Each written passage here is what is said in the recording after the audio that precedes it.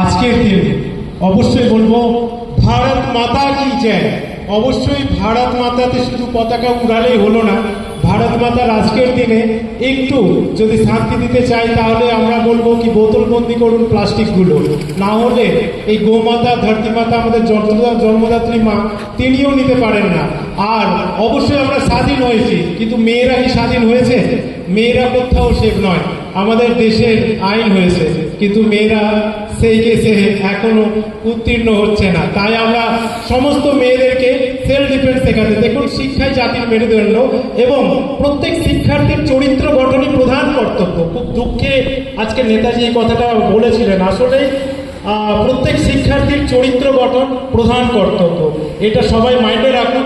আর সবারই কাছে বিশেষ অনুরোধ, বিপদে সবারই পাশে দাঁড়াবেন। আমি 26 বছর ধরে কালিয়াচক 1, 2, 3 নয় মালদা যতটুকু আমার এই আমার কাছে অনেক অ্যাক্সিডেন্টাল প্রাণী আছে, আমি বেশি দূর যেতে পারি না।